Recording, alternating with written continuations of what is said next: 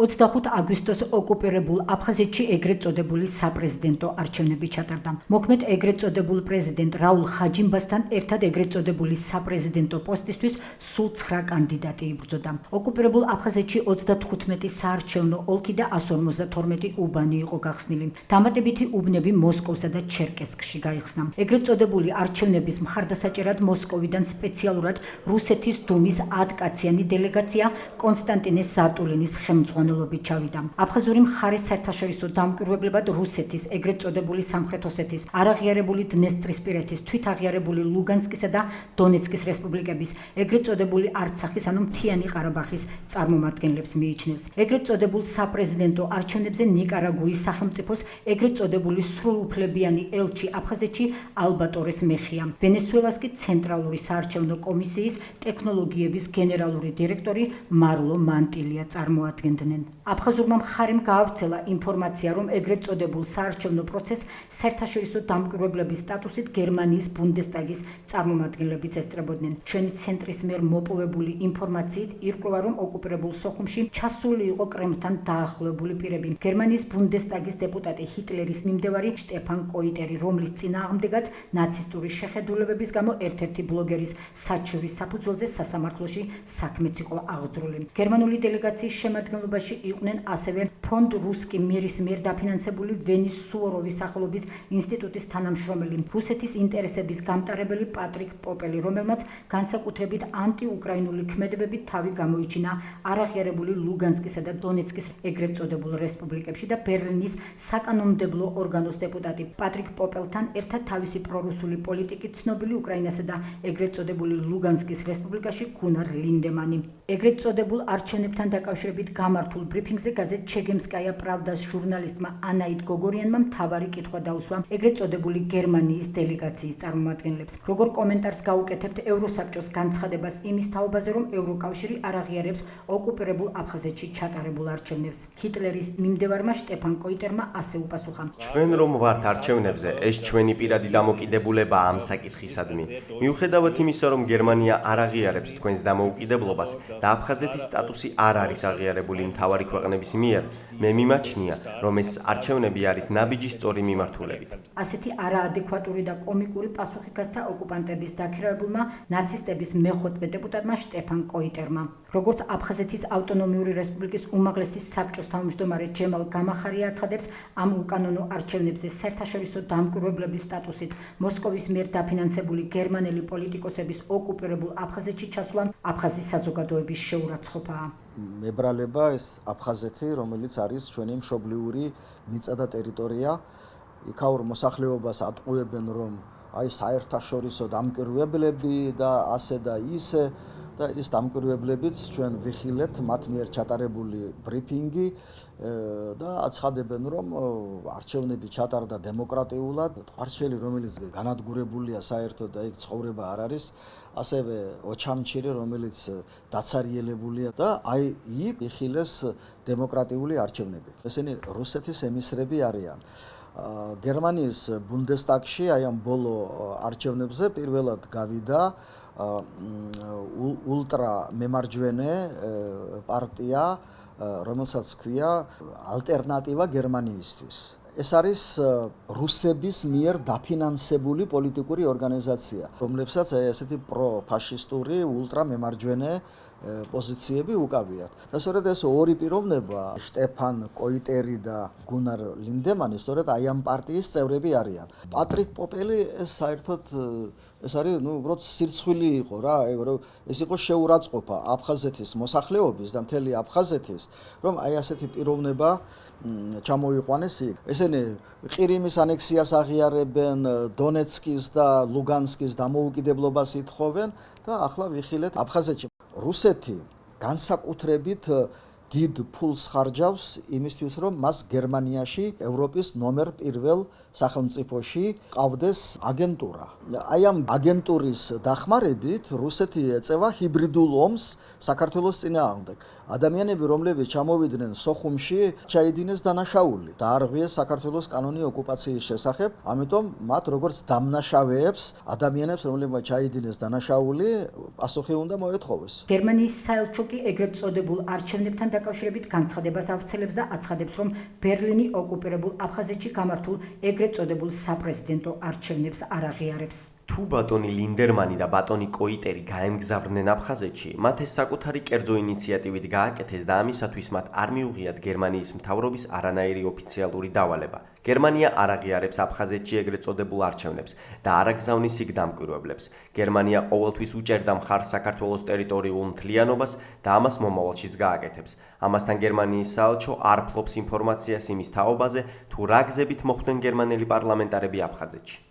საოკუპაციო რეჟიმი თავს იწონებს გერმანიის წარმომადგენლების სოხუმში ეგრეთ წოდებულ საარჩევნო პროცესზე საერთაშორისო დამკვირვებლებად ჩაყვანით და ნაცისტების მე-15 დეპუტატის მხარდაჭერის ფაქტით. ამ ფონზე კი აღსანიშნავი და აფხაზური მხარისთვის ყურადსაღებია ის ფაქტი, რომ თურქეთში, კერძოდ სტამბულში, სადაც მრავალრიცხოვანი აფხაზური დიასპორაა, ეგრეთ წოდებული საარჩევნო უბანი არ გაიხსნა. გაღიზიანებულმა აფხაზურმა მხარემ ამ ფაქტზე განმარტებებიც გააკეთა. ეგრეთ წოდებული საგარეო საქმეთა მინისტრი დაურკოვე თავს იმშვიდებს და იმედს გამოთქვამს, რომ ის ფაქტი, რომ თურქეთში საარჩევნო უბანი არ გაიხსნა, მომავალში თურქულ-აფხაზურ ურთიერთობებზე გავლენას ვერ მოახდენს. დაურკოვე აღიარებს იმასაც, რომ აფხაზური მხარის დიდი მცდელობისა და იმის მიუხედავად, რომ ოკუპირებული აფხაზეთის ეგრეთ წოდებული ცენტრალური საარჩევნო კომისიის ხელმძღვანელი თამაზ გოგია სპეციალურად ჩავიდა თურქეთში, ადგილობრივმა საარჩევნო კომისიამ საარჩევნო ბიულეტენები და ბეჭედი არ მიიღო. შესაბამისად, თურქეთში საარჩევნო უბნის გახსნა ვერ მოხერხდა. ჯემალ გამახარია ქართული დიპლომატიის წარმატებად მიიჩნევს თურქეთის პოზიციას და საერთაშორისო ორგანიზაციების მწვავე შეფასებებს აფხაზეთში ჩატარებულ უკანონო არჩევნებთან დაკავშირებით. თურქეთი არის ჩვენი მეგობარი ქვეყანა, სტრატეგიული მოკავშირე, ამიტომ მე არ მიკვირს და მიხარია ძალიან, რომ თურქეთმა გამოიჩინა პრინციპულობა და არ დაუშვა საკუთარ ტერიტორიაზე, კერძოდ სტამბულში ამ უკანონო არჩევნების ჩატარება, არჩევნებისა, რომელიც არის მიმართული საქართველოს ტერიტორიული მთლიანობის წინააღმდეგ, ჩვენი სახელმწიფოს სუვერენიტეტის წინააღმდეგ. ვესალმები თურქეთის სახელმწიფოს აი ამ გადაწყვეტილებას. მთელი მსოფლიო, მთელი ცივილიზებული სამყარო არ აღიარებს აფხაზეთის დამოუკიდებლობას, ცხინვალის რეგიონის დამოუკიდებლობას, მიიჩნევს ამ ტერიტორიებს რუსეთის მიერ ოკუპირებულ ტერიტორიად, შესაბამისად იქ ჩატარებული არჩევნები არის ბათილად გამოცხადებული წინასწარ, ეს არის უკანონო არჩევნები.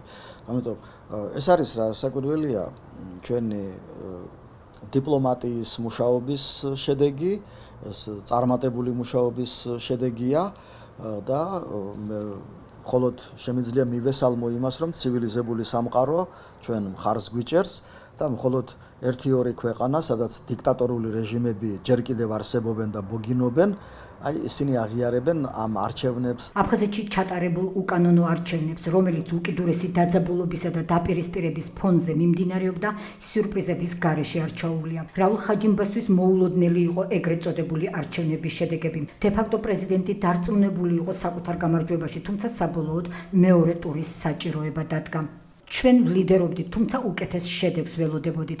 ახლა ჩვენი ამოცანა მეორე ტურისთვის მომზადებაა, განაცხადა ხაჯიმბამ საკუთარი მომხრეებისადმი მიმართვაში. ეგრეთ წოდებულმა საგარეო საქმეთა მინისტრის ყოფილმა მოადგილემ ოლეგ არშბამ კი, რომელიც თავდაპირველი მონაცემებით კვიცინიას უსწრებდა და რომლის შტაბი წინა საარჩევნო დაცხელეს, არჩევნები წააგო. მან მეორე ტურში გასვლა მიულოცა ალხას კვიცინიას. კვიცინია ეგრეთ წოდებული საპრეზიდენტო კანდიდატი მას შემდეგ გახდა, რაც გაერთიანებული ოპოზიციის ლიდერი ასლან ფშანიას საოკუპაციო რეჟიმის მიერ იქნა მოწამლული. ფშანიას მკურნალობამ შედეგი ვერ გამოიღო და 14 ივლისს ჯანმრთელობის მდგომარეობის გამო მიიღო გადაწყვეტილება, მხარი დაეჭირა ეგრეთ წოდებული ოპოზიციური პარტია ამცახარას თავმჯდომარე ალხას კვიცინიასთვის. არჩევნები, რა თქმა უნდა, არის უკანონო, ხოლო აფხაზეთიდან 2/3 ამომრჩევლებისა არის გამოდევნილი, აი ომის წინა პერიოდში.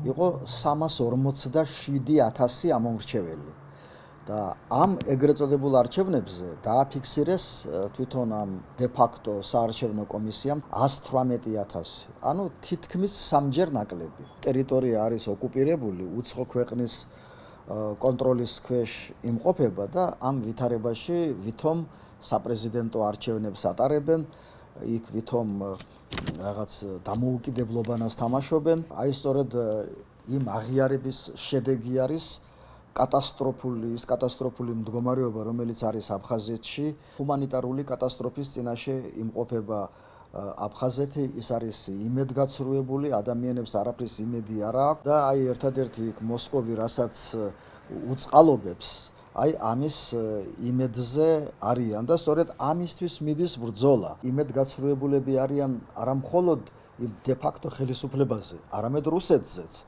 და ამ ეგრეთ წოდებულმა არჩევნებმა აი ერთ-ერთი რაც აჩვენა, აი სწორედ ეს არის იმედგაცრუება რუსეთის მიმართ, უნდობლობა რუსეთის მიმართ, რაც გამოიხატა იმაში, რომ ხაჯინბას აფხაზურმა მოსახლეობამ ხმა არ მისცა. ძირითადი ხმები ხაჯინბამ მიიღო არა აფხაზური მოსახლეობისაგან. არც ერთი არ არის პროქართული და არც ერთი არ არის ანტირუსული. აი პირდაპირ ანტირუსული არც ერთი არ არის და პროქართული მით უმეტეს არც ერთი არ არის. იქ უბრალოდ ისეთი ვითარებაა, რომ ვერ გამოჩნდება არენაზე პროქართული კანდიდატი, იმას აუცილებლად მოკლავენ. ახლა ასლან მჟანია ნამდვილად არ იყო პროქართული, მაგრამ არ ვიცი, რაღაცა ეჭვები მაინც ჰქონდათ, რომ იქნების უმართავი იყოს რუსებისთვის, იქნებ მან დიალოგი დაიწყოს ქართველებთან, თუმცა მას ამის შესახებ არ განუცხადებია და აიღეს და კაცი მოწამლეს და გამოთიშეს არჩევნებისაგან. ოფიციალური თბილისი და საერთაშორისო ორგანიზაციები ეგრეთ წოდებულ საპრეზიდენტო არჩევნებს ქმობენ და არაკანონიერს უწოდებენ. ამ პროცესს, ეგრეთ წოდებულ არჩევნებს, ისევე როგორც სხვა მსგავს პროცესებს, ვერ ექნება ვერანაირი ლეგიტიმურობა. სხვა სამართლებრივ ასპექტებთან ერთად, ცხადია, ის ვერანაირად ვერ გამოხატავს აფხაზეთის რეგიონის მკვიდრი მოსახლეობის ნებას და ვერ ექნება მასთან საერთო იმ პირობებში, როდესაც მოსახლეობის უმეტესობა გამოდევნილია. რაც შეეხება თვითონ ამ პროცესებს, ცხადია, ჩვენთვის მნიშვნელოვანი გახლავთ ერთი რამ, რომ ზოგადად ნებისმიერი განვითარება იყოს მშვიდობიანი, რადგან ჩვენ სულ ერთი არ არის საზოგადოების და მოსახლეობის მდგომარეობა იქ, მით უფრო იმ პირობებში, როდესაც ოკუპაციის ქვეშ ჩვენ ვიცით, რომ ძალიან რთული არის ვითარება, ძალიან ბევრს აქვს იმედგაცრუების და განცდა სრულიად სამართლიანად და მზარდია იზოლაცია ოკუპაციის პირობებში და ოკუპაციის გამო. ამიტომ ჩვენი ძალისხმევა ზოგადად მიმართულია იქითკენ, რომ პირველ რიგში მოსახლეობის მდგომარეობა გაუმჯობესდეს და ამისათვის ცხადია საჭირო არის გარკვეული ნაბიჯების გადადგმა. ქართულ საზოგადოებაში დიდ ნაწილში არსებობს უკვე მზაობაც და გაცნობიერება ჩვენი ხელისუფლების მხრიდან. იდგმევა კონკრეტული ნაბიჯები, არსებობს ძალიან კონკრეტული კონტაქტები და დიალოგის სხვადასხვა, თუმცა არაფორმალური, ასე ვთქვათ, ფორმატები და მზაობა არაერთხელ გამოგვიცხადებია ამ დიალოგის გაფართოვებაზე აფხაზური საზოგადოების ყველა დონეზე.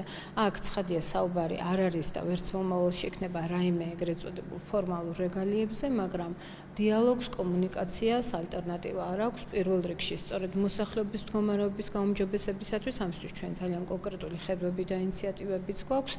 მშვიდობისთვის და საბოლოო ჯამში, რა თქმა უნდა, გარდაუვალი პროცესისთვის, რომელიც ჩვენ საზოგადოებებს შორის ნდობის შენებლობას და შერიგებას გულისხმობს. საქართველოს საგარეო საქმეთა სამინისტრო ოკუპირებული აფხაზეთის რეგიონში ეგრეთ წოდებული საპრეზიდენტო არჩევნების ჩატარების ფაქტს საქართველოს სუვერენიტეტისა და ტერიტორიული მთლიანობის წინააღმდეგ მიმართულ მორიგ უკანონო ქმედებას უწოდებს. იმ ფონზე, როცა აფხაზეთის რეგიონიდან ეთნიკური წმენდის შედეგად გამოდევნილია ასობით ათასი იძულებით გადაადგილებული პირი და ლტოლვილი, ხოლო ადგილზე ვითარებას სრულად აკონტროლებს საოკუპაციო ძალა, ბუნებრივია, ეგრეთ წოდებულ არჩევნებს ვერ ექნება რაიმე სამართლებრივი შედეგი.